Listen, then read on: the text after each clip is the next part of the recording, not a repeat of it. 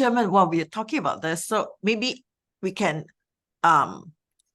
join or mash up your cards with this scenarios exploration system, SES, where you different stakeholder roles, and how do you see what you're going to do to achieve your goal at the end of the, like in the time horizon of 5 years or 10 years.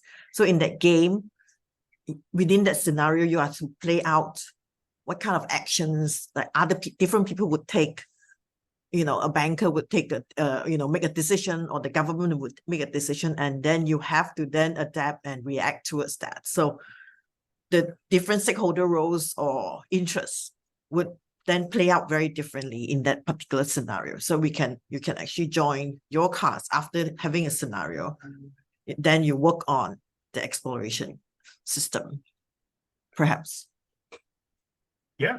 This is a wonderful game as well. Yeah. Yes. Just a very quick question. So in a way, dreams and disruptions could also be used as an investigative tool, because like when you think of the Boeing 737, several accidents happened in Asia, and initially it was pinned as, pilots wrote mistake and this and that, and then more things came out, but not specific to Boeing, but just in general. Would it also serve as a good investigative tool to unearth things that we haven't come across before? Just for an idea. Thank you. The generic part is not necessarily that. That's not the objective, but you can actually curate and build that game if that is the purpose of that game.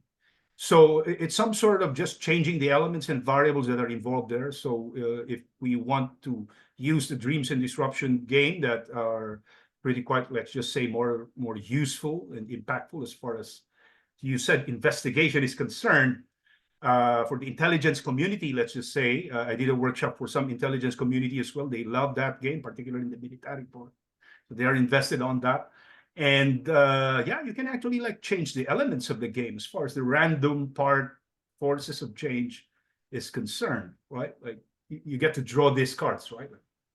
And then when you're faced with this particular 2 or 3, 4 variables, if you want to make it more complex, beyond 4 or chaotic, let's just say 6, 7 emerging variables, and then you try to link and correlate them together and make sense of it, even if you cannot correlate them, because there's no way for you to actually correlate them because you just don't have the data about it.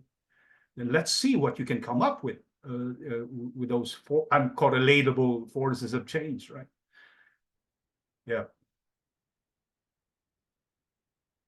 Yeah, we're good at, building scenarios that are highly correlated with each other, right? That's what we do. That's the education that we have. But then what if they're not correlated with each other? They're just too insignificant with each other. What are you going to come up with that, right? Yeah.